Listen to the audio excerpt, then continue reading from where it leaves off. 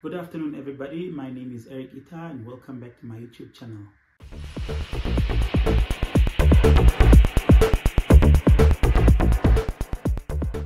Right, so today we're going to talk about activism. Activism is an act, it's defined as an act of campaigning or rallying people together in order to change the socio-economic situations of people. Which is just maybe another way to say that it's a way to, in layman's language, it's a way to change situations that are maybe not favorable to the masses. Because in most countries in Africa, you find that a lot of people are being taken advantage of by the leaders because they lack the knowledge of how things are supposed to be run, and also the idea behind fairness. So basically what I want us to talk about today is activism in Namibia and maybe the whole world at large. But let's start solving problems at home before we get out there. I'm very much sure that most of you are very much aware of the different activists that we have in this country. The ones that we might be very much familiar with are the Dimulukani Nyoma, the Saddam, what do you call him, Michael Amshelelo, the Job Ampanda. I think he's one of those people that also started with this activism of our era, and he brought a lot of change also. Debatable, obviously, but so has activism solved problems for us as young people? Has activism brought change? Has it made an impact on our lives and the lives of our children to come? We have questions like, what happened to the idea of giving people plots in this country? That's what I want us to talk about today, so that we can maybe tap into the idea of how activism can be a good thing, and it can also be maybe just a facade to just blindfold us so that we maybe don't see what is really happening. I'm not so sure about Dimulukeni Nwema, but I know ever since he was released from the incarceration, that happened, I think, about I don't know, 6 months ago, or is it 5-6 months ago, when he was incarcerated with the lady from the other party. I don't know if it's LPM or whatever, I stand corrected, and also Michael Amshelelo. I have not seen him say anything anymore. He's very quiet. It's strange. We don't know. I don't know. If anybody knows, please leave a comment in the comment section. And the lady also, I haven't heard from her. I don't know. Maybe I'm not so familiar with the Namibian news, but I don't think there's anything that they did afterwards.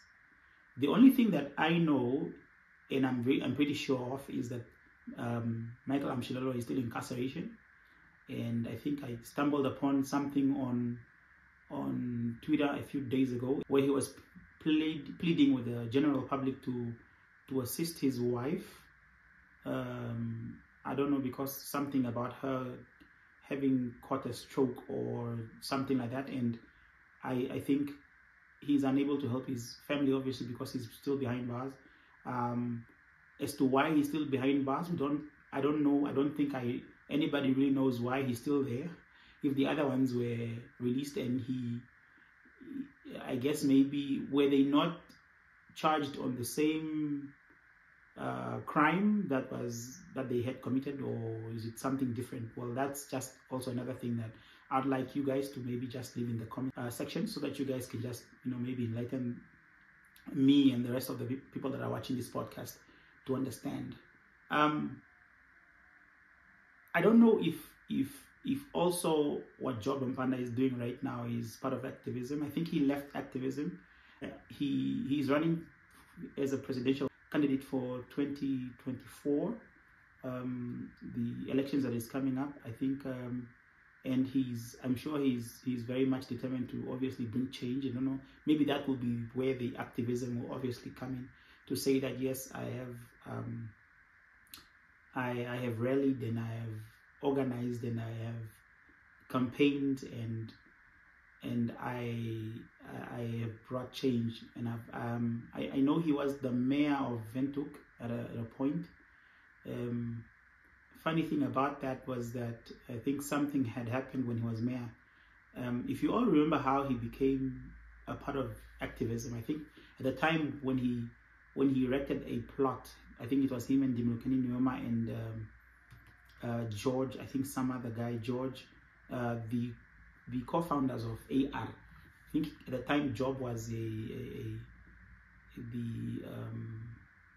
was part of the SWAPO Youth League, and then at the time when he erected the plot that he grabbed, because I think it was reported later that it's land grabbing, and because the land had belonged to the city of Windhoek. I know that, like I said, it was funny because when he became mayor, then I think there was a scheme or a certain number of people that wanted to grab land as well. So I don't know, he had handled it very differently then. But please come in, tell me in the comment section, tell me what you think about activism in Namibia. Do you think it's something that is really working, or is it something that is just like a facade that people use in order to probably gain political favor, or for them to probably just somehow maybe get hush money and then they keep quiet, and then everybody wakes up every morning to make ends meet for themselves and for their families. I'm sure we were probably thinking, no, these people are here for us. And I'm not talking about the Jomo Panda only, and the Nyoma and the Michael Amshilelo. I'm talking about politicians in general. People that would rally others, and they would campaign and advocate and try and put the interest of the masses first. So yeah, tell me what you think. I would like us to maybe also just maybe come in with our comments and tell and say what you think about activism in Namibia, like I said. And do you think it's helping? Do you think it's a facade? Do you think it's just something that we are probably just going through a process of? And also, if you'd like to be part of this podcast, please just leave me a comment in the comment section. Let me know what you'd like to talk about, and then we'll take it from there. All right, until next time, sharp.